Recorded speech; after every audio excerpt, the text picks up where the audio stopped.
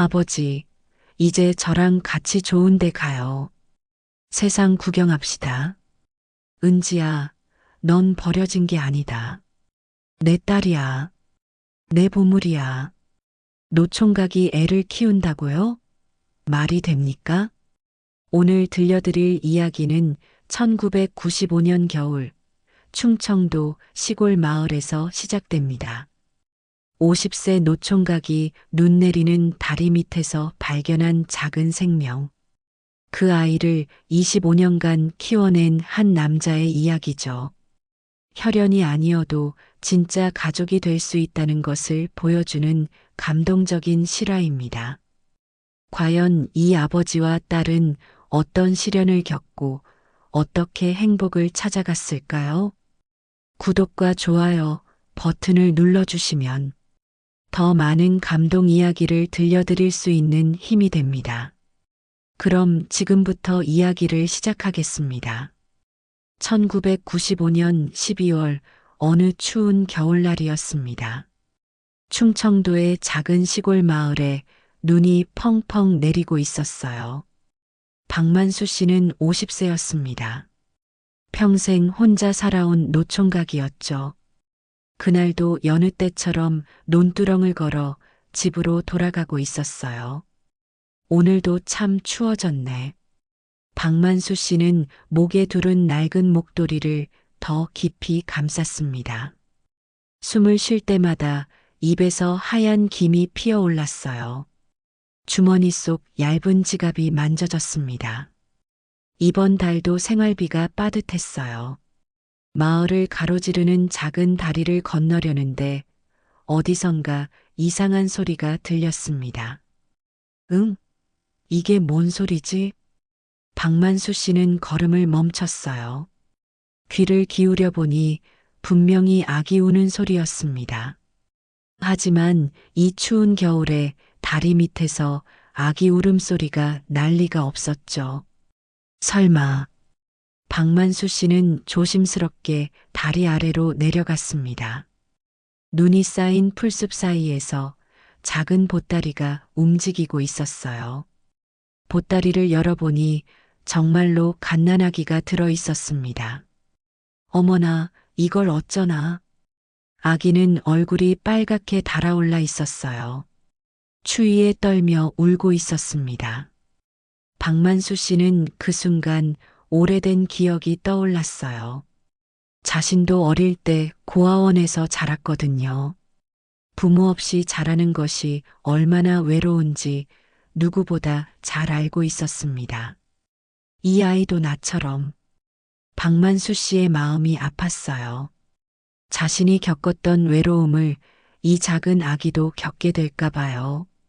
아기를 보는 순간 결심이 섰습니다. 이 아이만큼은 자신처럼 외롭게 자라게 할 수 없었어요. 울지 마, 울지 마. 박만수 씨는 서툰 손길로 아기를 안아 올렸습니다. 아기가 얼마나 작고 가벼운지 놀랐어요.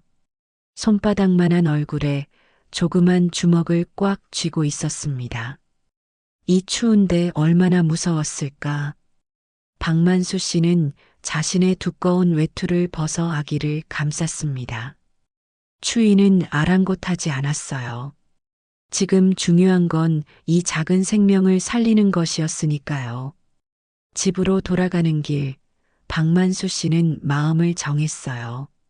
아기를 경찰서에 신고하거나 보육원에 맡기지 않기로 했습니다. 자신이 직접 키우겠다고요. 고아 출신인 자신이 누구보다 이 아이의 마음을 이해할 수 있을 것 같았거든요. 집에 도착해서 박만수 씨는 급하게 아기를 돌봤습니다. 다행히 집에 설탕과 따뜻한 물이 있었어요. 설탕물을 만들어 조심스럽게 먹였더니 아기가 조금씩 진정됐습니다. 참 예쁘게 생겼네. 아기의 얼굴을 자세히 보니 정말 예뻤어요. 큰 눈에 오똑한 코, 작은 입술까지. 여자아이인 것 같았습니다. 박만수 씨는 아기를 보며 따뜻한 감정을 느꼈어요. 밤새 아기를 돌보며 박만수 씨는 생각했습니다. 이 아이의 부모가 언젠가 찾으러 올지도 모르잖아요. 그때를 대비해서 뭔가 준비해둬야 할 것 같았어요. 사진을 찍어둬야겠다. 다음 날 아침 박만수 씨는 중요한 결정을 했어요. 아기의 증명사진을 찍어두기로 한 거예요. 혹시 나중에 부모가 나타나면 보여줄 수 있도록요. 읍내 사진관까지 가는 버스비와 사진 찍는 비용을 계산해 보니 만만치 않았어요. 박만수 씨가 한 달 동안 아껴 모은 돈의 절반이나 되는 금액이었습니다. 하지만 망설이지 않았어요. 이 아이를 위해서라면. 박만수 씨는 아기를 조심스럽게 품에 안고 읍내로 향했어요. 버스 안에서 아기가 울기 시작했지만 다른 승객들 눈치 보며 달랬습니다. 조용히 해야지. 사진관에 도착해서 박만수 씨는 사진사에게 부탁했어요. 이 아기 사진 좀 찍어주세요. 나중에 부모가 찾으러 올 수도 있거든요. 아, 그런 사연이 있으시는군요. 사진사는 이해한다며 정성 깬 아기 사진을 찍어줬어요. 여러 각도에서 찍어서 가장 잘 나온 걸로 여러 장 뽑아줬습니다. 정말 예쁜 아기네요. 좋은 일 하시는 거예요. 사진을 받아든 박만수 씨는 마음이 뭉클했어요. 작은 사진 속의 아기가 천사 같았거든요. 집으로 돌아와서 박만수 씨는 사진을 조심스럽게 봉투에 넣어 서랍 깊숙이 보관했어요. 언젠가 이 사진이 필요한 날이 올지도 모르니까요. 혹시 부모가 찾으러 오면 보여주자. 하지만 마음 한편으로는 다른 생각도 들었어요. 정말 부모가 나타나면 이 아이를 보내줘야 하는 걸까요? 벌써 정이 들기 시작했는데요. 아니야, 부모가 있다면 돌려줘야지. 박만수 씨는 자신을 다독였어요. 이 아이에게는 진짜 부모를 만날 권리가 있다고 생각했거든요. 며칠이 지났지만 아무도 아기를 찾으러 오지 않았어요. 박만수 씨는 점점 확신했습니다. 이 아이는 정말 버려진 것 같다고요. 이제 내가 이 아이의 아버지가 되어야겠다. 박만수 씨는 조용히 다짐했습니다. 자신이 어릴 때 고아원에서 느꼈던 외로움만큼은 이 아이에게 주지 않겠다고요. 따뜻한 가정에서 사랑받으며 자라게 해주겠다고요. 밤이 되자 아기가 잠시 눈을 떴어요. 맑고 큰 눈동자가 박만수 씨를 바라봤습니다. 마치 고맙다고 말하는 것 같았어요. 잘 자거라, 내 딸아. 박만수 씨는 아기의 이마에 살며시 입을 맞췄습니다. 그렇게 운명 같은 첫날 밤이 지나갔어요. 박만수 씨는 몰랐습니다. 이 작은 아기가 자신의 인생을 완전히 바꿔놓을 것이라는 걸요. 새벽이 되자 눈이 그쳤습니다. 하얀 눈으로 뒤덮인 마을이 조용했어요. 박만수 씨는 창밖을 보며 생각했습니다. 오늘부터 자신의 인생이 달라질 것이라고요. 더 이상 혼자가 아니라는 사실이 무섭기도 하고 기쁘기도 했습니다. 돈은 넉넉하지 않았지만 마음만은 든든했어요. 고아 출신인 자신이기에 이 아이에게 진정한 가족의 사랑을 줄 수 있을 것 같았거든요. 자신이 받지 못했던 그 사랑을요. 다음 날 아침 박만수 씨는 일찍 일어났습니다. 아기가 울음을 터뜨렸거든요. 밤새 잠을 설쳤지만 피곤함보다는 걱정이 앞섰어요. 배가 고픈가? 박만수 씨는 어제처럼 설탕물을 만들었습니다. 하지만 이것만으로는 부족할 게 뻔했어요. 분유를 사야 했습니다. 기저귀도 필요했죠. 읍내 약국까지 가야겠구나. 박만수 씨는 아기를 조심스럽게 품에 안았어요. 읍내까지는 버스로 1시간 거리였습니다. 평소라면 한 달에 한 번 갈까 말까 한 곳이었죠.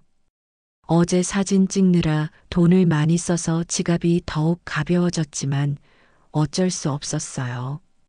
버스를 기다리며 박만수 씨는 마음을 정리했어요.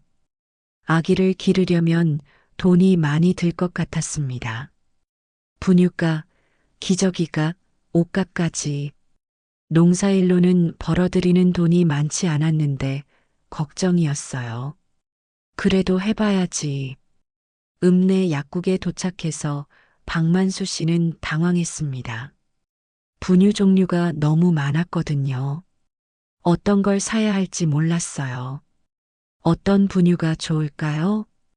약사에게 물어보니 친절하게 설명해 줬습니다. 신생아용 분유와 젖병, 기저귀까지. 생각보다 살 게 많았어요. 계산을 해보니 어제 사진 찍은 돈까지 합치면 박만수 씨 한 달 생활비가 거의 다 없어지는 금액이었습니다. 이 돈이면 내가 2달은 먹을 수 있는데. 하지만 박만수 씨는 망설이지 않았어요. 아기에게 필요한 것들을 모두 샀습니다. 고아원에서 자란 자신이 얼마나 많은 것들이 부족했는지 기억하고 있었거든요. 이 아이만큼은 부족함 없이 키우고 싶었어요. 집으로 돌아가는 버스 안에서 아기가 울기 시작했어요. 쉿, 조금만 참아라. 다른 승객들이 쳐다봤습니다. 박만수 씨는 얼굴이 빨개졌어요. 아기를 달래려고 했지만 쉽지 않았습니다. 집에 도착해서 박만수 씨는 분유를 탔어요. 온도를 맞추는 것부터 쉽지 않았습니다. 너무 뜨겁거나 너무 차가웠거든요.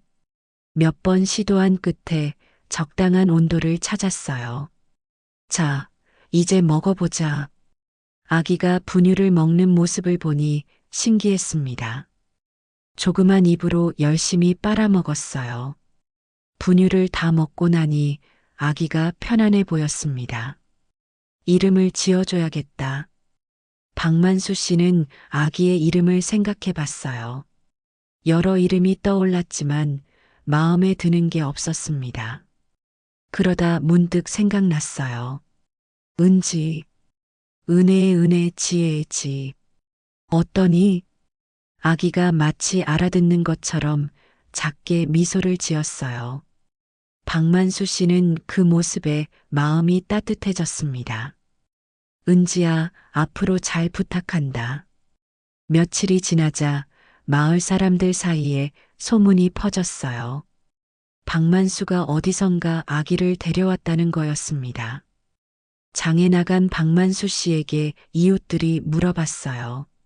만수야, 그 아기가 내 친척 아이냐? 아니면 어디서 주워온 거냐? 박만수 씨는 솔직하게 말했습니다. 다리 밑에서 발견했다고요. 버려진 아기를 자신이 키우기로 했다고요. 미쳤나? 50살 노총각이 무슨 애를 키워? 돈이 얼마나 들 줄 알고? 내가 먹고 살기도 빠듯하잖아. 사람들의 반응은 대부분 부정적이었어요. 이해할 수 없다는 표정들이었습니다. 박만수 씨도 마음이 상했지만 포기할 생각은 없었어요. 내가 키우겠다고 한 거니까 상관없어요. 하지만 현실은 녹록지 않았어요. 분유값만 해도 박만수 씨 월 수입의 절반이 넘었거든요. 기저귀, 이유식, 옷까지 사려면 자신이 먹을 돈이 부족했어요. 박만수 씨는 하루 2끼로 줄였습니다. 아침은 거르고 점심과 저녁만 먹었어요. 그마저도 라면이나 김치밥으로 때웠습니다. 은지가 먹을 분유가 더 중요하지. 은지가 돌이 지나자 더 많은 돈이 들었어요. 이유식, 기저귀, 옷까지. 박만수 씨는 자신의 끼니를 하루 1끼로 줄였습니다. 몸무게도 많이 빠졌어요. 은지가 2돌, 3돌을 넘기면서 박만수 씨의 생활은 더욱 힘들어졌습니다.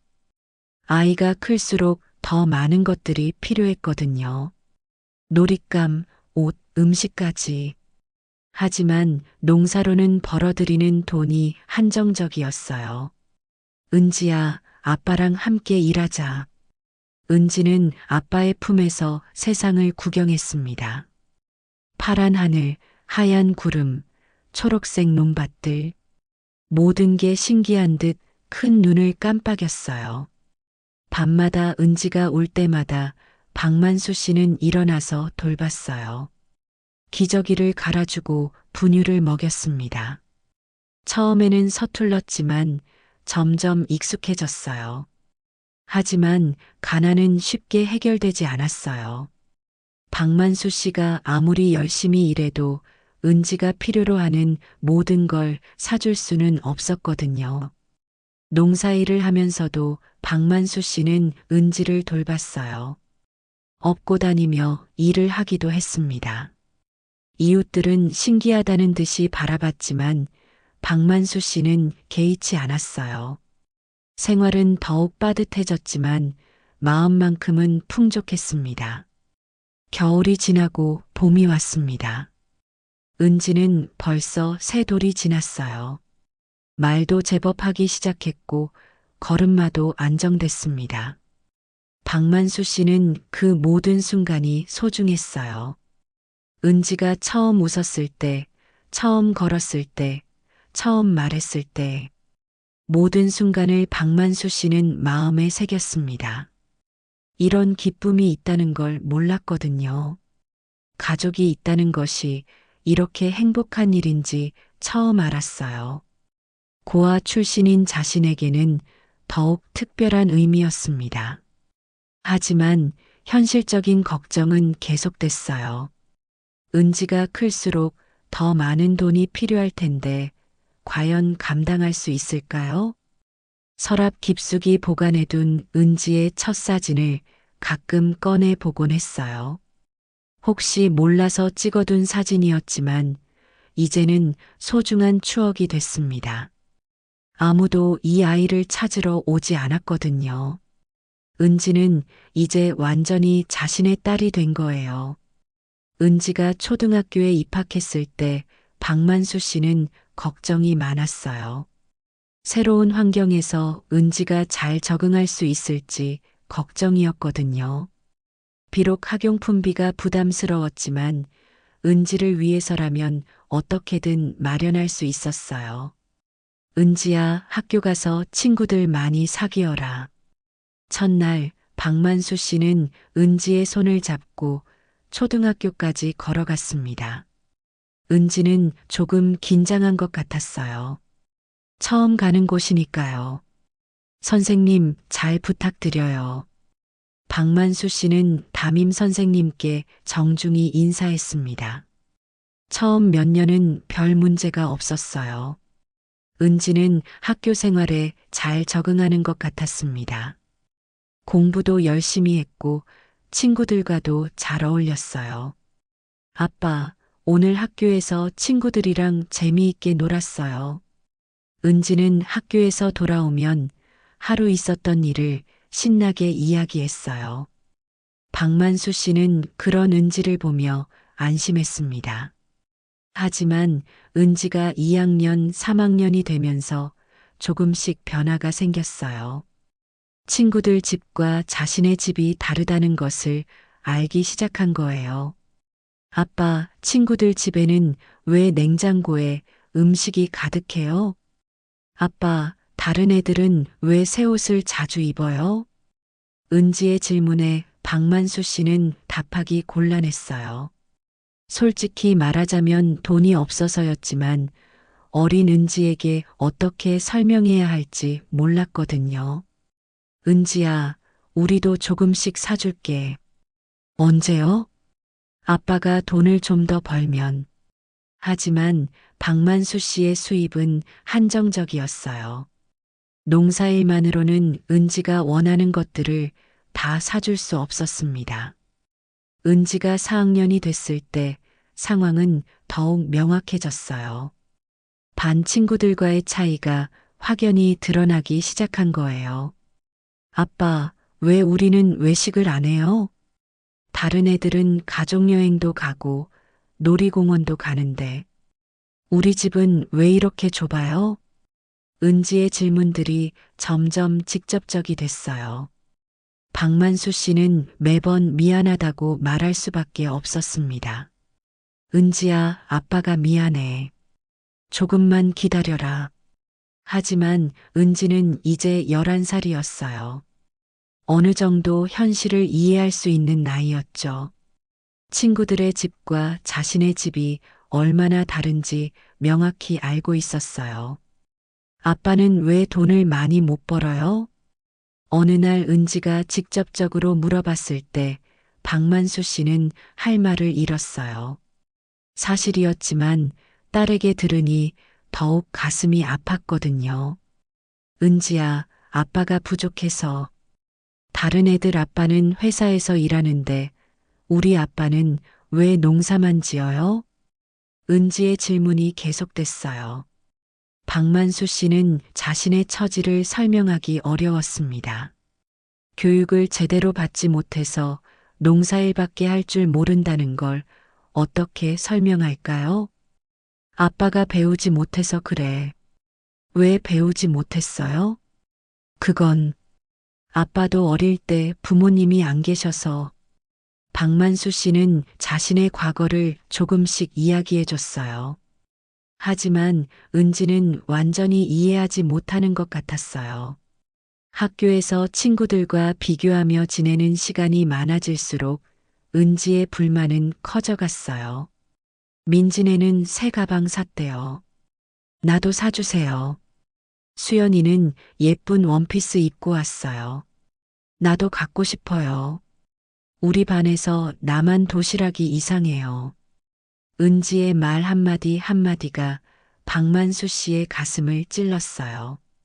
하지만 당장 해줄 수 있는 게 없었습니다. 은지야, 아빠가 돈 모아서 사줄게. 언제요? 맨날 그렇게 말씀하시잖아요. 은지가 처음으로 아빠에게 화를 냈을 때 박만수 씨는 충격을 받았어요. 그동안 착하기만 했던 은지가 이렇게 반항하다니요. 아빠가 미안해, 은지야. 미안하기만 하지 말고 뭔가 해보세요. 다른 아빠들처럼. 은지가 울면서 소리쳤어요. 박만수 씨는 아무 말도 할 수 없었습니다. 그날 밤 박만수 씨는 잠을 이루지 못했어요. 은지의 말이 계속 머릿속을 맴돌았거든요. 정말 자신이 부족한 아빠인 것 같았어요. 다음 날부터 박만수 씨는 더 열심히 일했어요. 품상일도 나가고 농사일도 더 부지런히 했습니다. 하지만 수입에는 큰 변화가 없었어요. 은지의 원망은 계속됐어요. 아빠, 왜 우리만 이렇게 가난해요? 다른 친구들은 다 좋은 걸 갖고 있는데 나만 왜 없어요? 아빠가 더 열심히 일하면 안 돼요? 10살 은지의 말들은 때로는 너무 직접적이어서 박만수 씨를 아프게 했어요. 하지만 화를 낼 수는 없었습니다. 은지 말이 틀린 건 아니었거든요. 은지야, 아빠가 정말 미안해. 미안하다고 해서 달라지는 게 있어요? 은지의 차가운 반응에 박만수 씨는 더욱 위축됐어요. 언제부터인가 은지와의 관계가 예전 같지 않았습니다. 4학년 2학기가 되자 은지는 더욱 예민해졌어요. 친구들과의 격차가 더 벌어졌거든요. 아빠, 나도 학원 다니고 싶어요. 학원은 돈이 많이 들어서. 그럼 언제까지 혼자 공부해야 해요? 다른 애들은 다 다니는데. 은지가 또 울기 시작했어요. 박만수 씨는 어떻게 달래야 할지 몰랐습니다. 은지야, 조금만 기다려라. 아빠가 방법을 찾아볼게. 맨날 그런 말만 하세요. 은지는 자신의 방으로 들어가 버렸어요. 박만수 씨는 혼자 남겨진 거실에서 한숨을 쉬었습니다. 그날 밤 박만수 씨는 은지 방 앞에서 망설였어요. 들어가서 이야기하고 싶었지만 뭐라고 말해야 할지 몰랐거든요. 은지야, 아빠 들어가도 될까? 은지는 대답하지 않았어요. 박만수 씨는 조심스럽게 문을 열고 들어갔습니다. 은지야, 아빠가 정말 미안해. 아빠, 왜 우리는 이렇게 가난한 거예요? 은지가 이불을 뒤집어 쓰고 물어봤어요. 목소리에 서러움이 가득했습니다. 아빠가 능력이 부족해서 다른 아빠들처럼 될 수는 없어요? 박만수 씨는 대답하기 어려웠어요. 벌써 60살이 넘은 나이에 새로운 일을 배우기는 쉽지 않았거든요. 아빠가 더 노력해 볼게. 정말요? 응, 약속한다. 그날 밤 박만수 씨는 다짐했어요. 은지를 위해서라면 더 열심히 해야겠다고요. 비록 지금은 가난하지만 언젠가는 은지가 원하는 것들을 해줄 수 있을 거라고 믿었습니다. 하지만 현실은 쉽게 바뀌지 않았어요. 박만수 씨가 아무리 노력해도 당장 수입이 늘어나지는 않았거든요. 은지의 원망도 계속됐습니다. 4학년이 끝나갈 무렵 박만수 씨는 복잡한 심정이었어요. 은지가 자라면서 현실을 알게 된 건 자연스러운 일이었지만 그로 인해 자신을 원망하게 된 것은 마음이 아팠습니다. 은지야, 이제 5학년이 되는구나. 네. 은지의 대답은 예전처럼 밝지 않았어요. 박만수 씨는 앞으로 어떻게 해야 할지 고민이 많았습니다. 은지와의 관계가 예전으로 돌아갈 수 있을까요? 그래도 포기할 수는 없었어요. 은지는 자신의 소중한 딸이었거든요. 비록 지금은 힘들지만 언젠가는 은지가 이해해 줄 날이 올 거라고 믿었습니다. 은지가 5학년이 되자 박만수 씨는 새로운 걱정이 생겼어요. 은지의 공부 문제였습니다. 다른 아이들은 학원을 다니거나 과외를 받았는데 박만수 씨에게는 그럴 여유가 없었거든요. 은지야, 아빠가 공부 가르쳐 줄게. 박만수 씨는 밤마다 은지와 함께 공부했어요. 농사일로 몸은 피곤했지만 은지를 위해서라면 할 수 있었습니다. 아빠, 이 문제 어떻게 풀어요? 아빠도 잘 모르겠네. 내일 선생님께 물어보자. 때로는 박만수 씨도 모르는 문제가 있었어요. 제대로 된 교육을 받지 못한 박만수 씨에게는 어려운 문제들이었습니다. 다른 아이들처럼 학원에 보내주지 못해서 미안하다. 괜찮아요, 아빠. 하지만 은지의 대답은 예전처럼 밝지 않았어요. 4학년 때부터 시작된 아빠에 대한 원망이 아직 남아 있었거든요. 은지는 5학년이 되면서 더 많은 것들을 관찰하기 시작했어요. 특히 친구들과 그 부모들을 유심히 보게 됐습니다. 민지 아빠는 민지랑 똑같이 생겼네. 수연이도 엄마 닮았어. 근데 나는 은지는 거울을 보며 생각했어요. 자신과 아빠는 전혀 닮지 않았다는 걸요. 학교에서도 친구들이 가끔 이야기했어요. 은지야, 너 아빠랑 안 닮았다. 정말이네. 전혀 안 닮았어.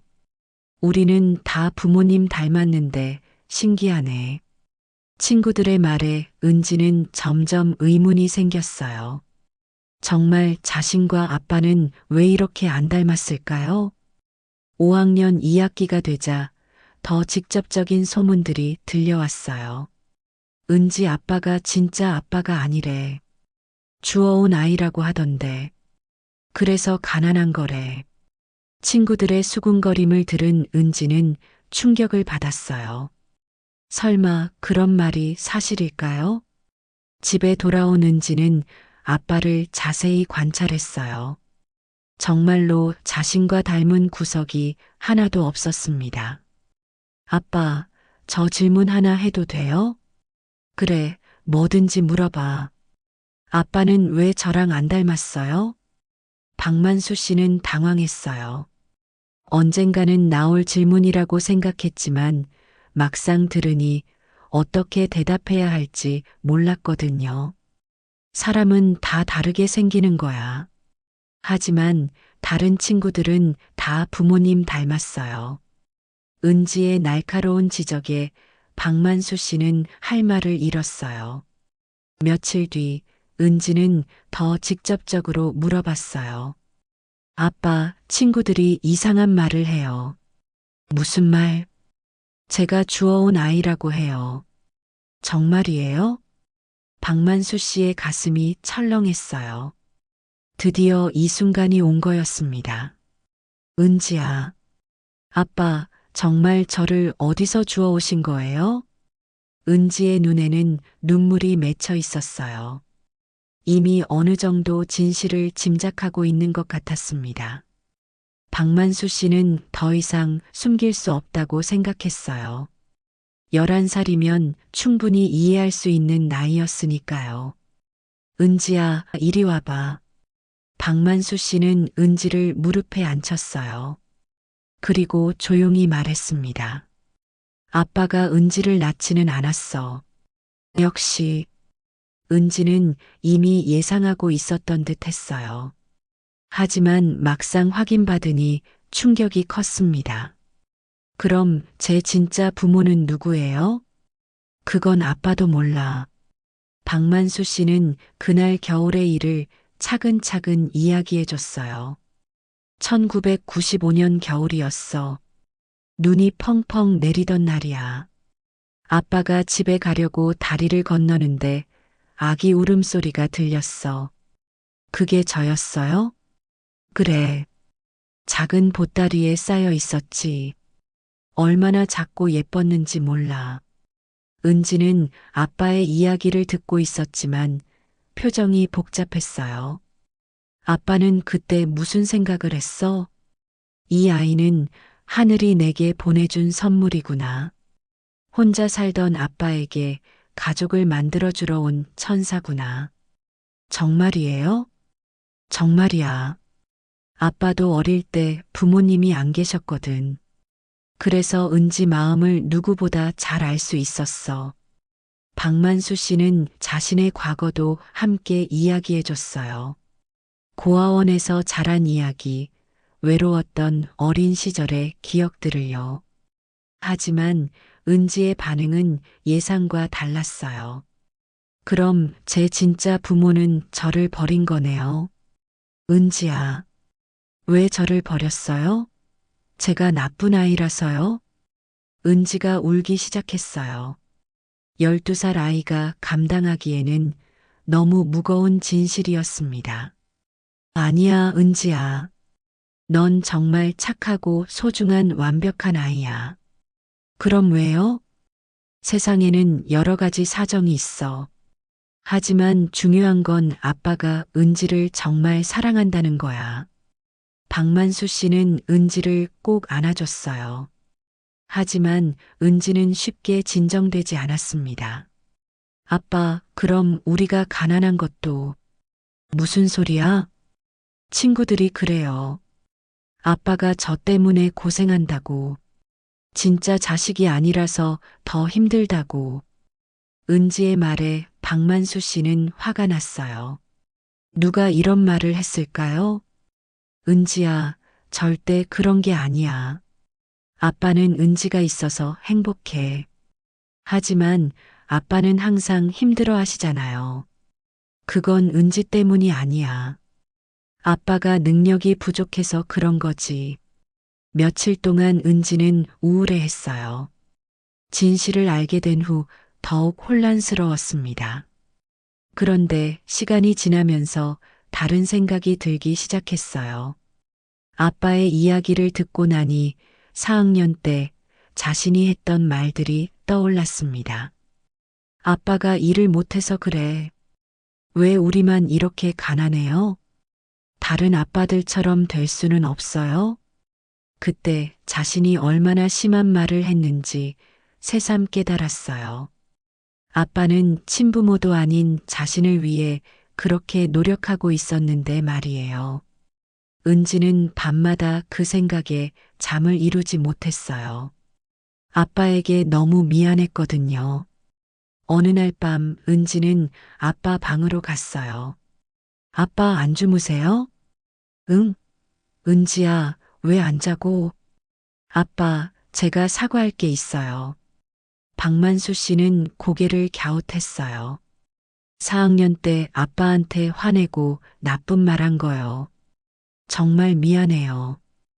은지의 눈에서 눈물이 떨어졌어요.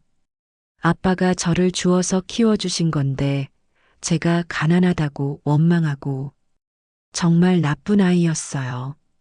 은지야, 아빠 정말 미안해요. 아빠가 얼마나 힘들게 저를 키워주셨는지 이제야 알겠어요.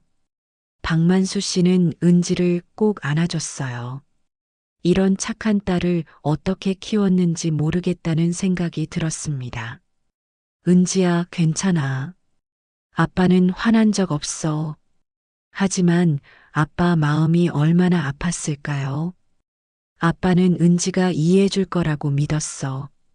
그리고 은지가 이렇게 말해줘서 더 고마워. 그날 밤 은지는 많은 걸 깨달았어요. 아빠가 자신을 위해 얼마나 많은 것을 포기했는지, 얼마나 사랑하는지를요. 6학년이 되자 은지는 완전히 달라졌어요. 아빠에 대한 원망은 사라지고 대신 고마움이 가득했습니다. 아빠, 제가 도와드릴 일 없어요? 괜찮아, 은지야. 공부나 열심히 해. 아빠도 많이 힘드실 텐데. 은지는 이제 아빠의 고생을 이해하고 있었어요. 그리고 미안한 마음이 컸습니다. 아빠, 저 열심히 공부해서 꼭 성공할게요. 은지야. 그래서 아빠가 고생한 만큼 보답할게요. 이제부터 아빠한테 효도할 거예요. 은지의 다짐을 들으며 박만수 씨는 뭉클했어요. 이런 착한 딸을 둔 게 정말 다행이라는 생각이 들었습니다. 6학년 2학기가 되자 은지는 중학교 진학을 앞두고 있었어요. 박만수 씨도 은지를 위해 정보를 알아봤습니다. 은지야, 읍내 중학교로 가야겠다. 네, 알겠어요. 매일 통학하기 힘들 텐데. 괜찮아요, 아빠. 저 할 수 있어요. 은지는 이제 자신의 상황을 완전히 이해하고 있었어요. 그리고 아빠가 자신을 위해 얼마나 노력하는지도 알고 있었습니다. 초등학교 졸업식 날, 박만수 씨는 은지를 보며 감회가 새로웠어요. 다리 밑에서 발견한 갓난아기가 어느새 이렇게 자랐다니요. 은지야, 중학교 가서도 열심히 하자. 네, 아빠. 저 꼭 좋은 사람 될게요. 은지가 중학교에 입학하면서 박만수 씨의 일상도 바뀌었어요. 은지는 매일 새벽 6시에 일어나 읍내로 통학했습니다. 박만수 씨는 은지를 버스 정류장까지 데려다 주곤 했어요. 은지야, 조심해서 다녀와라. 네, 아빠. 걱정하지 마세요. 은지가 떠나고 나면 박만수 씨는 혼자 농사일을 했어요. 예전보다 더 외로웠지만 은지의 미래를 위해서라면 참을 수 있었습니다. 통학비 때문에 생활은 더욱 빠듯해졌지만 어쩔 수 없었어요. 하지만 이제 은지는 달랐어요. 예전처럼 아빠를 원망하지 않았습니다. 오히려 아빠가 자신을 위해 얼마나 고생하는지 더 잘 알게 됐거든요. 중학교 생활은 은지에게 새로운 도전이었어요. 공부는 훨씬 어려워졌고 경쟁도 치열했습니다. 하지만 은지는 포기하지 않았어요. 아빠, 오늘 수학 시험에서 95점 받았어요. 정말 우리 은지 대단하네. 은지는 집에 오면 항상 학교 이야기를 해줬어요. 박만수 씨는 그 이야기를 들으며 대리만족을 느꼈습니다. 어느 날 은지가 일찍 집에 돌아왔을 때였어요. 아빠가 논에서 일하는 모습을 멀리서 지켜봤습니다. 허리를 굽힌 채 묵묵히 일하는 아빠의 뒷모습이 안쓰러웠어요. 저런 힘든 일을 혼자서. 은지는 아빠의 고생을 실제로 눈으로 보니 더욱 마음이 아팠습니다. 자신이 학교에 가 있는 동안 아빠는 이렇게 힘들게 일하고 있었던 거예요. 집에 들어간 은지는 아빠가 돌아올 때까지 기다렸어요.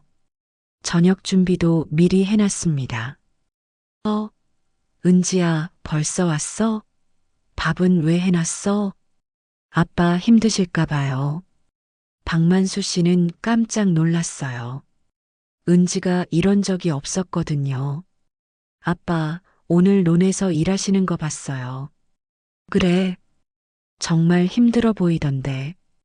혼자서 그 넓은 논을 다 관리하시느라. 은지의 말에 박만수 씨는 쓸쓸하게 웃었어요. 괜찮아, 은지야. 아빠는 익숙해. 하지만 저 때문에 더 힘드시잖아요. 통학비도 내야 하고. 은지야, 그런 생각하지 마. 아빠는 은지가 공부하는 게 가장 기뻐. 하지만 은지는 이미 많은 걸 깨닫고 있었어요. 아빠가 자신을 위해 얼마나 많은 것을 희생하고 있는지를요. 중학교 2학년이 되면서 문제가 생겼어요.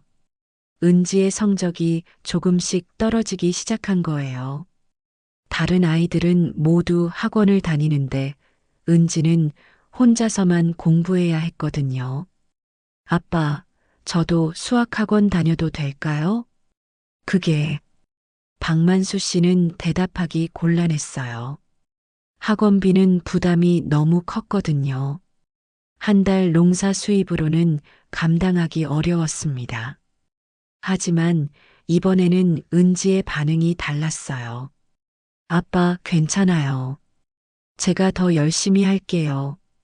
은지야, 아빠가 힘드신 걸 아는데 더 부담 드릴 수 없어요. 은지는 실망한 기색 없이 말했어요. 박만수 씨는 그런 은지가 기특하면서도 미안했습니다. 그날 밤 박만수 씨는 고민했어요. 은지를 위해 더 많은 돈을 벌 방법이 없을까요? 새벽 일자리를 알아보기로 했습니다. 다음 날부터 박만수 씨는 새벽 4시에 일어났어요. 읍내 시장에서 하는 하역 일을 시작한 거예요. 농사일과 병행하기에는 힘들었지만 은지를 위해서라면 할 수 있었습니다. 아빠, 왜 이렇게 일찍 나가세요? 아, 할 일이 좀 있어서. 은지는 학교 잘 다녀와. 박만수 씨는 은지에게 사실을 말하지 않았어요. 걱정 끼치고 싶지 않았거든요. 하지만 은지는 눈치챘어요. 아빠가 예전보다 더 일찍 나가고 더 늦게 들어온다는 거요. 그리고 더 피곤해 한다는 것도요. 아빠, 혹시 저 때문에 일을 더 하시는 거예요? 무슨 소리야? 그냥 농사일이 좀 바빠서. 하지만 은지는 알고 있었어요. 아빠가 자신의 학원비를 마련하려고 새벽일까지 하고 있다는 거리요. 몇 개월 뒤 박만수 씨는 모은 돈으로 은지를 수학학원에 보낼 수 있었어요. 은지는 기뻐하면서도 마음이 아팠습니다. 아빠, 정말 고마워요. 그런데 왜? 아빠가 너무 힘들어 하시는 것 같아서. 괜찮아, 은지야. 아빠는 은지가 잘 되는 게 가장 기뻐. 은지는 아빠의 사랑이 얼마나 큰지 새삼 깨달았어요. 그리고 더욱 열심히 공부해야겠다고 다짐했습니다. 은지의 성적은 다시 올라가기 시작했어요. 학원에서 배운 내용을 집에서 박만수 씨에게 설명해 주기도 했습니다. 아빠, 이 공식은 이렇게 쓰는 거예요. 그렇구나. 은지가 선생님 같네. 은지가 가르쳐 주는 모습을 보며 박만수 씨는 뿌듯했어요. 이렇게 똑똑한 딸을 둔 게 자랑스러웠습니다. 어느 날 저녁 은지가 박만수 씨에게 진심을 털어놨어요. 아빠, 저 정말 죄송해요. 왜 갑자기? 제가 아빠한테 부담만 드리는 것 같아서. 무슨 소리야? 아빠는 저를 주워서 키워주신 건데 제가 학원비까지 달라고 해서. 은지의 눈에서 눈물이 떨어졌어요. 저 때문에 아빠가 새벽부터 일하시는 거 알고 있어요. 박만수 씨는 깜짝 놀랐어요. 은지가 다 알고 있었던 거였어요. 은지야, 아빠, 저 이제부터 정말 열심히 할게요. 그래서 빨리 어른이 되어서 아빠 편하게 해드릴게요. 은지야, 넌 이미 충분히 잘하고 있어. 아니에요. 저는 아직 아빠한테 받기만 했어요. 이제부터는 아빠한테 보답할 거예요. 은지의 다짐을 들으며 박만수 씨는 가슴이 뭉클했어요. 이런 착한 딸을 어떻게 키웠는지 모르겠다는 생각이 들었습니다. 중학교 3학년이 되자 은지는 진로를 고민하기 시작했어요. 고등학교를 어디로 갈지, 나중에 어떤 직업을 가질지 생각이 많았습니다. 아빠, 저 고등학교 가서는 아르바이트도 해보고 싶어요. 아르바이트? 네, 아빠 혼자 힘드시잖아요. 제가 조금이라도 도와드리고 싶어요. 박만수 씨는 당황했어요. 고등학생이 아르바이트를 한다는 게 쉬운 일이 아니었거든요. 은지야, 공부가 더 중요해. 아빠, 저 공부도 열심히 하면서 아르바이트도 할 수 있어요. 다른 친구들도 다 해요. 은지의 의지가 확고해 보였어요. 박만수 씨는 고민했지만 결국 허락하기로 했습니다. 고등학교에 입학한 은지는 학교 근처에서 아르바이트 자리를 찾기 시작했어요. 여러 곳을 알아봤지만 고등학생을 받아주는 곳이 많지 않았습니다. 그러던 중 읍내 중심가에 있는 작은 화장품 가게에서 주말 아르바이트생을 모집한다는 공고를 봤어요. 여기면 괜찮을 것 같은데. 은지는 용기를 내어 가게에 들어갔습니다. 안녕하세요. 아르바이트 지원하러 왔어요. 가게 사장님은 40대 중반의 친절한 여성이었어요. 고등학생이구나. 주말에만 나올 수 있어? 네, 평일에는 학교가 있어서요. 그럼 토요일, 일요일에 나와서 손님 응대하고 진열 정리하면 돼. 어려운 일은 아니야. 은지는 그렇게 화장품 가게에서 아르바이트를 시작했어요. 처음에는 서툴렀지만 점점 익숙해졌습니다. 어서 오세요. 이 제품은 어떤 효과가 있나요? 손님들의 질문에 대답하며 은지는 화장품에 대해 많은 걸 배웠어요. 어떤 성분이 피부에 좋은지, 어떤 제품이 인기가 있는지요. 은지야, 정말 열심히 하네. 손님들도 너를 좋아해. 사장님의 칭찬에 은지는 뿌듯했어요. 자신이 벌어온 돈으로 집에 생필품을 사다 줄 때는 더욱 기뻤습니다. 아빠, 이거 제가 번 돈으로 샀어요. 은지야, 고맙긴 하지만 내가 쓸 돈도 남겨둬야지. 괜찮아요, 아빠. 저는 필요한 건 다 있어요. 몇 달이 지나자 은지는 화장품에 대해 꽤 많은 지식을 쌓았어요. 어떤 제품이 잘 팔리는지, 손님들이 무엇을 원하는지도 알게 됐습니다. 사장님, 요즘 자연성분 화장품이 인기가 많아요. 그래, 어떻게 알았어? 젊은 손님들이 성분표를 꼼꼼히 보고 물어보시거든요. 화학 성분보다는 천연 성분을 선호하는 것 같아요. 은지의 관찰력에 사장님은 감탄했어요. 은지야, 너 정말 이 일에 소질이 있는 것 같다. 정말요? 응, 손님들 마음을 잘 읽어내는 것 같아. 나중에 이쪽 일 해볼 생각 없어? 사장님의 말에 은지는 처음으로 구체적인 꿈을 생각해 봤어요. 사장님, 화장품 사업은 어떻게 시작하는 거예요? 여러 방법이 있지. 제조업체에서 납품받아서 파는 방법도 있고, 아예 직접 만들어서 파는 방법도 있고, 직접 만들 수도 있어요? 그럼 요즘은 개인이 화장품 만드는 경우도 많아. 특히 천연 성분으로 만든 수제 화장품이 인기거든. 은지는 점점 흥미가 생겼어요. 화장품을 직접 만들어서 판다니 생각만 해도 설레었습니다. 집에 돌아가서 은지는 인터넷으로 화장품 제조에 대해 찾아봤어요. 생각보다 복잡했지만 불가능한 일은 아니었습니다. 아빠, 저 꿈이 생겼어요. 꿈? 화장품 사업을 해보고 싶어요. 박만수 씨는 깜짝 놀랐어요. 갑자기 무슨 말인지 몰랐거든요. 아르바이트하는 화장품 가게에서 많은 걸 배웠거든요. 손님들이 뭘 원하는지, 어떤 제품이 인기 있는지요. 그래.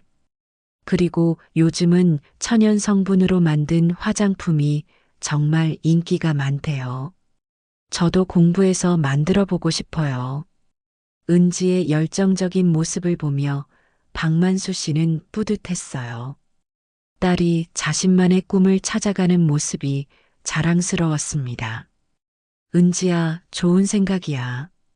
하지만 쉽지 않을 거야. 알고 있어요.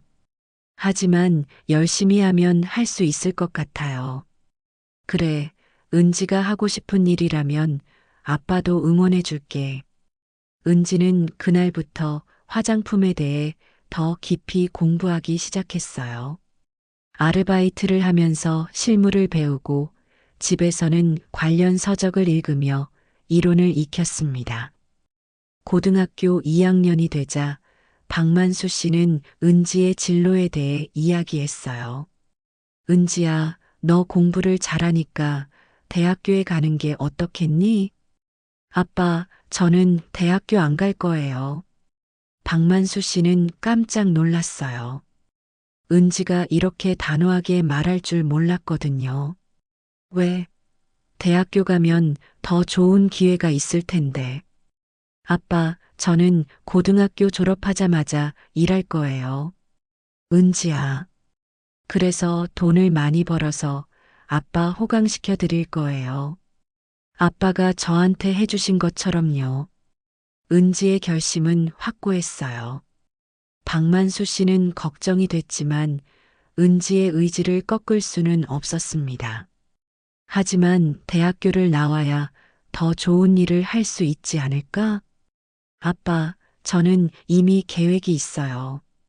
고등학교 졸업하고 서울로 가서 돈을 모을 거예요. 서울로? 네, 거기서 열심히 일해서 화장품 사업을 시작할 돈을 모을 거예요. 닥치는 대로 일할 거예요. 은지의 각오를 보며 박만수 씨는 복잡한 심정이었어요. 한편으로는 은지의 의지가 대견했지만 다른 한편으로는 걱정이 됐습니다. 은지야, 서울은 혼자 살기 어려운 곳이야. 괜찮아요, 아빠. 저 할 수 있어요. 그리고 빨리 성공해서 아빠 모셔다가 편하게 살게 해드릴 거예요. 은지야. 아빠, 저 정말 열심히 할게요. 아빠가 저를 믿어주세요. 은지의 진심 어린 부탁에 박만수 씨는 고개를 끄덕였어요. 이 아이라면 분명 해낼 수 있을 것 같았거든요. 고등학교 3학년이 되자 은지는 더욱 바빠졌어요. 공부도 해야 하고 아르바이트도 해야 했으니까요. 하지만 포기하지 않았습니다. 아빠, 저 졸업하면 정말 서울로 갈 거예요. 알겠어, 은지야. 아빠가 응원해 줄게. 그리고 꼭 성공해서 아빠한테 효도할게요. 은지의 다짐을 들으며 박만수 씨는 뭉클했어요. 18년 전 다리 밑에서 발견한 작은 아기가 이렇게 훌륭하게 자랐다니 믿기지 않았습니다.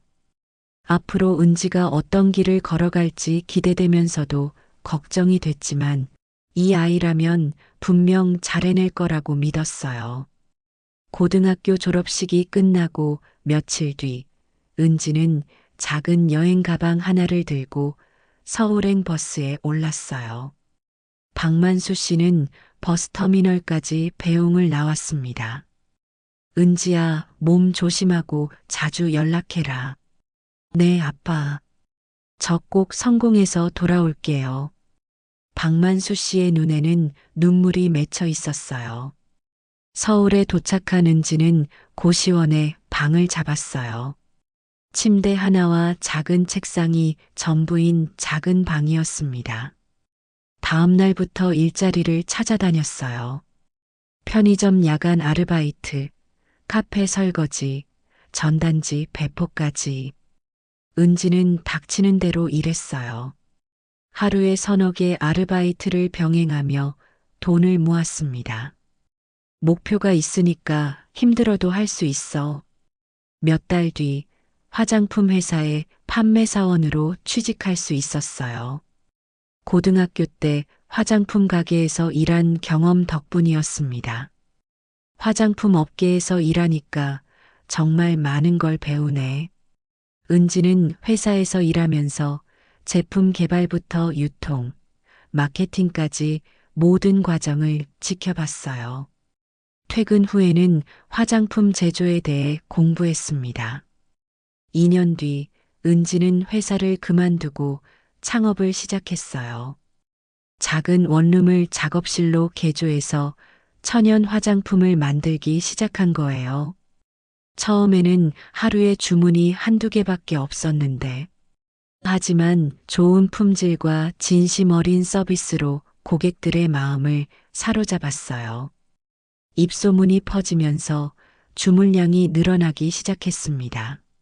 3년 차에는 작은 사무실을 얻었고 5년 차에는 직원 10명의 회사가 됐어요. 은지의 천연 화장품 브랜드는 젊은 여성들 사이에서 인기를 끌었습니다. SNS 마케팅도 잘하고 제품 품질도 좋다더라. 요즘 핫한 브랜드야. 10년이 지나자 은지의 회사는 연매출 100억을 돌파했어요. 직원도 10명이 넘는 중견기업으로 성장했습니다. 사장님, 정말 대단하세요. 고등학교 졸업하고 맨손으로 시작해서 여기까지 오시다니. 직원들의 축하를 받으며 은지는 가장 먼저 아빠에게 전화했어요. 아빠, 저희 회사 연매출이 100억을 넘었어요. 정말? 우리 은지가 그렇게 큰 사업을 하는구나. 그런데 몇 달 뒤 뜻밖의 일이 생겼어요. 한 경제지에서 은지의 성공 스토리를 취재하고 싶다고 연락이 온 거예요. 젊은 여성 CEO의 성공 스토리를 다루고 싶습니다. 기자는 은지의 회사를 방문해서 인터뷰를 진행했어요. 어떻게 이렇게 큰 성공을 거두실 수 있었나요? 제가 특별한 건 아니에요. 다만 저를 키워주신 아버지 덕분이죠. 아버지요? 은지는 자신의 이야기를 솔직하게 털어놨어요.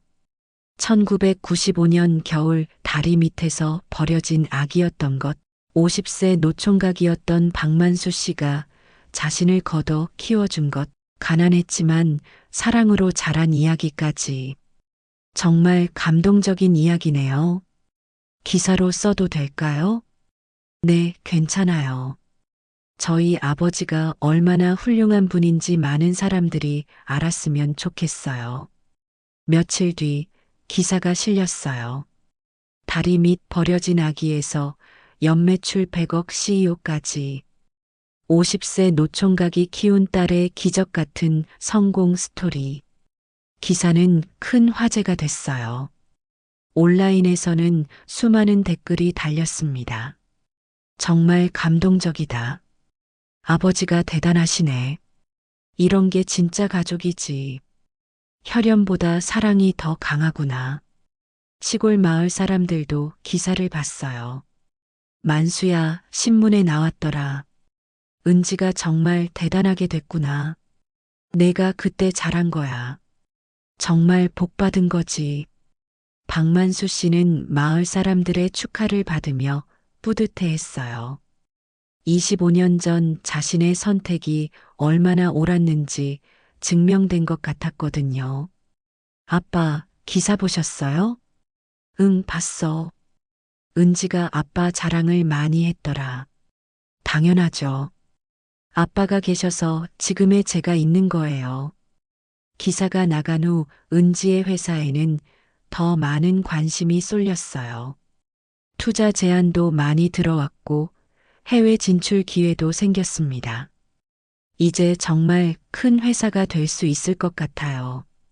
하지만 은지에게 가장 중요한 건 아빠였어요. 이제 아빠를 편하게 해드릴 수 있을 만큼 성공했으니까요. 아빠, 이제 서울로 오세요. 저랑 함께 사시면서 좋은 거 많이 보시고 맛있는 거 드세요. 은지야, 아빠가 저에게 해주신 것처럼 이제 제가 아빠한테 효도할 차례예요. 25년 전 다리 밑에서 시작된 인연이 이렇게 아름다운 결실을 맺었습니다. 버려진 아기는 이제 연매출 100억에 성공한 CEO가 됐고 그 모든 성공의 뒤에는 변함없는 아버지의 사랑이 있었어요. 기사가 나간 지 일주일 뒤 은지의 회사에는 예상치 못한 전화들이 걸려오기 시작했어요.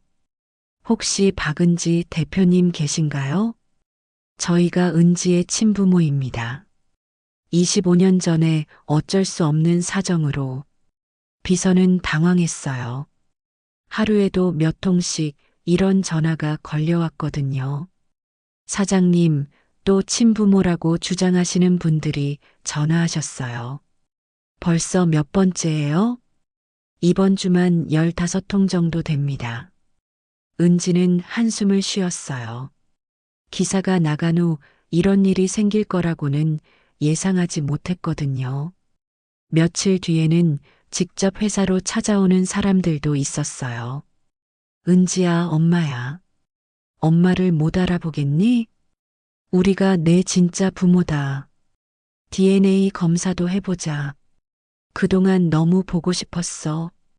은지는 이들을 모두 만나볼 수는 없었어요. 너무 많았거든요. 하지만 그 중에서 몇 명은 정말 진짜일 수도 있다는 생각이 들었습니다. 어떻게 해야 할까?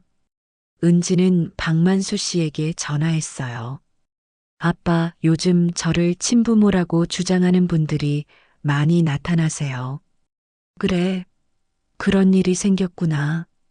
아빠는 어떻게 생각하세요? 박만수 씨는 잠시 침묵했어요. 언젠가는 이런 일이 생길 거라고 예상하고 있었거든요. 은지야, 내가 원한다면 만나봐도 좋을 것 같아. 혹시 정말 내 친부모가 있을지도 모르잖아. 아빠, 괜찮아, 은지야. 아빠는 상관없어.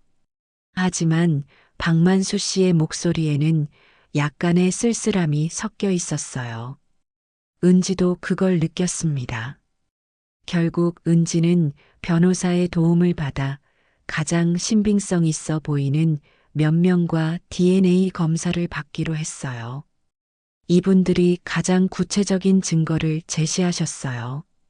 변호사의 말대로 김 씨 부부는 구체적인 이야기를 가지고 있었어요. 1995년 겨울, 경제적으로 어려운 상황에서 어쩔 수 없이 아기를 포기했다는 것이었습니다. 그때 정말 어려웠어요. 남편이 사업에 실패해서 빚에 쫓기고 있었거든요. 매일 밤 울었어요. 우리 딸을 포기해야 한다는 게 얼마나 가슴 아팠는지. 김 씨 부부의 이야기는 그럴듯했어요. 그리고 며칠 뒤 나온 DNA 검사 결과는 충격적이었습니다. 99.9% 일치합니다. 친부모가 맞습니다. 은지는 복잡한 심정이었어요. 25년 만에 친부모를 찾았다는 기쁨보다는 어색함이 더 컸습니다. 은지야, 이제 우리랑 같이 살자. 그동안 얼마나 보고 싶었는지 몰라. 하지만 김 씨 부부와 만나면서 은지는 이상한 느낌을 받았어요. 25년 만에 만난 딸에 대한 관심보다는 다른 것에 더 신경 쓰는 것 같았거든요. 은지야, 내가 이렇게 성공한 줄 몰랐어. 정말 자랑스럽다. 100억 매출이라니. 대단하구나. 우리가 힘들게 사업하고 있는데 이제 내가 도와줄 수 있겠네. 김 씨 부부의 말에서 은지는 불편함을 느꼈어요. 진짜 부모의 사랑이라기보다는 계산적인 느낌이 들었거든요. 부모님, 저는 지금 박만수 아버지와 잘 살고 있어요. 뭔 소리야? 우리가 내 진짜 부모잖아. DNA 검사로도 확인됐고, 이제 우리랑 살아야지. 그 사람은 그냥 널 키워준 것 뿐이야. 혈연은 혈연이지. 김 씨 부부는 점점 강압적으로 나왔어요. 은지가 자신들과 함께 살면서 사업도 함께 하기를 원했습니다. 은지야, 우리 집안도 내 도움이 필요해. 내 동생도 있고. 동생? 응, 너 낳고 나서 아들을 하나 더 뒀어. 그 애도 지금 사업 준비 중인데. 은지는 점점 실망했어요. 이들에게 자신은 25년 만에 만난 소중한 딸이 아니라 성공한 사업가일 뿐인 것 같았거든요. 부모님, 죄송하지만 저는 지금 아버지와 잘 살고 있어서. 아버지가 뭐야? 우리가 내 진짜 부모라고. 그 사람한테 받은 게 뭐가 있다고 그래? 우리가 널 낳아준 사람들이야. 김 씨 부부는 화를 내기 시작했어요. 은지가 자신들의 제안을 거부하자 본색을 드러낸 거였습니다. 은지야, 넌 우리 딸이야. 당연히 우리를 도와야 하는 거 아니야? 내가 성공한 것도 우리 피를 받았기 때문이지. 은지는 이들의 모습을 보며 확신했어요. 혈연 관계는 맞을지 몰라도 진짜 부모는 아니라는 걸요. 죄송합니다. 저는 박만수 아버지와 살겠습니다. 뭐라고? 제가 누구인지 어떻게 자랐는지는 혈연으로 결정되는 게 아니에요. 은지는 단호하게 말했어요. 박만수 아버지가 저를 사랑으로 키워주셨어요. 25년 동안 한 번도 저를 버리지 않으셨고, 저를 위해서라면 무엇이든 하셨어요. 하지만 우리가 부모님이 저를 낳아주신 건 감사해요. 하지만 저를 키워주신 분은 박만수 아버지예요.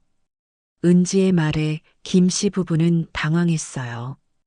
그럼 우리는 뭐가 돼? 널 25년 동안 그리워했는데. 그리워하셨다면 왜 지금에서야 찾으셨어요? 제가 성공했다는 기사가 나서야 나타나신 거잖아요. 은지의 날카로운 지적에 김 씨 부부는 할 말을 잃었어요. 저는 이미 제 가족이 있어요. 박만수 아버지가 제 유일한 가족이에요. 그날 저녁 은지는 박만수 씨에게 전화했어요. 아빠, 친부모 맞는 분들을 만났어요. 그래, 어땠니? 별로였어요. 저에게 관심이 있는 게 아니라 제 돈에만 관심이 있는 것 같았어요. 박만수 씨는 안쓰럽게 생각했어요. 은지가 상처받았을 것 같았거든요. 아빠, 저는 아빠하고만 살 거예요. 아빠가 제 진짜 아버지예요. 은지야, 혈연보다 사랑이 더 중요하다는 걸 오늘 확실히 알았어요. 박만수 씨는 은지의 말에 가슴이 뭉클했어요. 25년 동안 키운 보람이 있다는 생각이 들었거든요. 고맙다, 은지야. 정말 고맙다. 아빠야말로 고마워요. 저를 진짜 딸로 사랑해 주셔서요. 그날 밤 두 사람은 전화로 오랫동안 이야기했어요. 진짜 가족이 무엇인지, 진짜 사랑이 무엇인지에 대해서요. 김 씨 부부는 그 후로도 몇 번 더 연락을 했지만 은지는 단호하게 거절했어요. 혈연으로는 부모일 수 있어도 가족은 될 수 없다는 걸 깨달았거든요. 진짜 가족은 피로 이어지는 게 아니라 사랑으로 이어지는 거였어요. 25년 동안 변함없이 자신을 사랑해준 박만수 씨야말로 은지의 진짜 아버지였습니다. 친부모 사건이 정리된 후 은지와 박만수 씨의 관계는 더욱 돈독해졌어요. 혈연이 아니어도 진짜 가족이 될 수 있다는 걸 다시 한번 확인했거든요. 아빠, 이제 정말 우리 둘뿐이네요.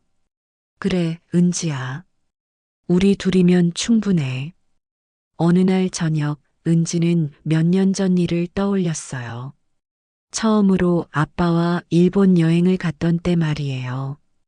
그때 아빠가 보여준 그 순수한 기쁨과 감탄이 아직도 생생했습니다. 세상은 참 넓구나. 그리고 참 재미있어. 공항에서 처음 비행기를 본 아빠의 놀란 표정, 도쿄 시내를 구경하며 연신 감탄하던 모습, 온천에서 이런 게 진짜 호강이구나 하며 웃던 얼굴까지. 그때 아빠가 얼마나 행복해 하셨는지. 은지는 그 순간을 잊을 수 없었어요. 평생 시골에서만 살던 아빠가 처음으로 넓은 세상을 경험하는 모습이 너무나 소중했거든요. 아버지, 이제 저랑 같이 좋은 데 가요. 세상 구경합시다. 은지야, 내가 좋다는 곳이면 어디든 좋아. 그럼 이번에는 유럽으로 가볼까요? 파리, 로마, 런던. 박만수 씨의 눈이 반짝였어요. 여전히 새로운 곳에 대한 호기심이 가득했습니다. 몇 주 뒤 두 사람은 파리에 도착했어요. 에펠탑을 올려다본 박만수 씨는 또 한 번 감탄했습니다. 세상에 이렇게 높은 탑을 어떻게 만들었을까? 아빠, 저기 올라가 볼까요? 정말? 저 위까지 올라갈 수 있어? 에펠탑 꼭대기에서 파리 시내를 내려다본 박만수 씨는 넋을 잃고 바라봤어요. 은지야, 세상이 이렇게 아름다운 줄 몰랐어. 아빠, 좋으세요? 응, 정말 좋아. 이런 걸 볼 수 있게 해줘서 고마워. 그날 저녁 생강을 따라 걸으며 박만수 씨가 말했어요. 은지야, 아빠가 정말 운이 좋았구나. 왜요? 25년 전 그날 다른 길로 갔다면 은지를 못 만났을 텐데. 그럼 이런 행복도 없었을 거야. 은지는 아빠의 손을 꼭 잡았어요. 아빠의 진심이 느껴졌거든요. 다음 여행지는 이탈리아였어요. 로마의 콜로세움에서 박만수 씨는 역사의 웅장함에 압도됐습니다. 2000년 전에 이런 걸 만들었다고? 정말 대단하네. 바티칸 시국에서는 미켈란젤로의 작품들을 보며 예술의 아름다움에 감동했어요. 사람이 이런 걸 만들 수 있구나. 정말 신기해. 박만수 씨의 순수한 반응을 보며 은지는 더욱 행복했어요. 아빠가 행복해하는 모습이 자신에게는 최고의 선물이었거든요. 런던에서는 대형 박물관을 구경했어요. 세계 각국의 유물들을 보며 박만수 씨는 또 다른 감탄을 했습니다. 세상에는 정말 다양한 사람들이 살고 있구나. 그리고 각각 다른 문화와 역사를 가지고 있고요. 은지야, 아빠가 이런 걸 알 수 있게 되다니. 꿈만 같아. 템스강을 따라 걸으며 박만수 씨가 말했어요. 은지야, 아빠가 75년을 살면서 가장 행복한 시간이 언제인지 아니? 언제요? 은지랑 함께 여행 다니는 지금이야. 아빠, 어릴 때는 혼자여서 외로웠고, 은지를 키울 때는 힘들었지만 보람 있었어. 하지만 지금처럼 은지와 함께 세상을 구경하는 시간이 가장 행복해. 은지의 눈에서 눈물이 떨어졌어요. 자신이 아빠에게 이런 행복을 줄 수 있다는 게 감사했거든요. 그 후로도 여행은 계속됐어요. 호주의 광활한 자연, 뉴질랜드의 아름다운 풍경, 동남아시아의 이국적인 문화까지. 박만수 씨는 매번 새로운 곳에서 어린아이처럼 신기해했어요. 은지야, 코알라가 이렇게 귀여운 줄 몰랐어. 아빠, 사진 찍어 드릴까요? 그래, 마을 사람들한테 자랑해야지. 뉴질랜드의 아름다운 호수 앞에서 박만수 씨가 말했어요. 은지야, 정말 고맙다. 왜요? 아빠 같은 촌늙은이를 이런 좋은 곳에 데려와줘서. 아빠, 그런 말씀하지 마세요. 아빠가 저를 여기까지 키워주셨잖아요. 그래도 아빠는 은지한테 받기만 하는 것 같아서 미안해. 아빠가 저에게 주신 사랑은 돈으로 살 수 없는 거예요. 제가 아무리 많은 돈을 써도 아빠의 사랑만큼 값진 건 없어요. 박만수 씨는 은지를 꼭 안아줬어요. 이런 딸을 키운 게 자신의 인생 최고의 성취라고 생각했거든요. 동남아 여행에서는 특별한 일이 있었어요. 한 고아원을 방문한 거였습니다. 은지야, 여기 아이들이 너 어렸을 때 같네. 그래서 여기 왔어요, 아빠. 은지는 고아원에 큰 기부금을 전달했어요. 그리고 아이들과 함께 시간을 보냈습니다. 언니, 정말 성공한 사업가예요? 응, 그런데 너희들도 열심히 공부하면 뭐든 될 수 있어. 박만수 씨는 은지가 아이들과 이야기하는 모습을 보며 뿌듯해 했어요. 자신이 키운 딸이 이렇게 따뜻한 마음을 가졌다는 게 자랑스러웠거든요. 은지야, 넌 정말 훌륭한 사람이 됐구나. 아빠가 사랑으로 키워주셔서요. 그날 밤 호텔에서 박만수 씨가 말했어요. 은지야, 아빠가 깨달은 게 있어. 뭐요? 진짜 행복은 돈이 많다고 되는 게 아니구나. 사랑하는 사람과 함께 있는 것, 그게 진짜 행복이야. 맞아요, 아빠. 그리고 가족이라는 건 피로 이어지는 게 아니라 마음으로 이어지는 거고. 은지는 고개를 끄덕였어요. 최근에 친부모를 만났던 일을 떠올리며 더욱 확신했습니다. 아빠, 저도 깨달은 게 있어요. 뭔데? 제가 아무리 성공해도 아빠가 행복하지 않으면 의미가 없다는 거요. 은지야, 아빠가 기뻐하시는 모습을 볼 때가 제가 가장 행복해요. 두 사람은 그날 밤 오랫동안 이야기를 나눴어요.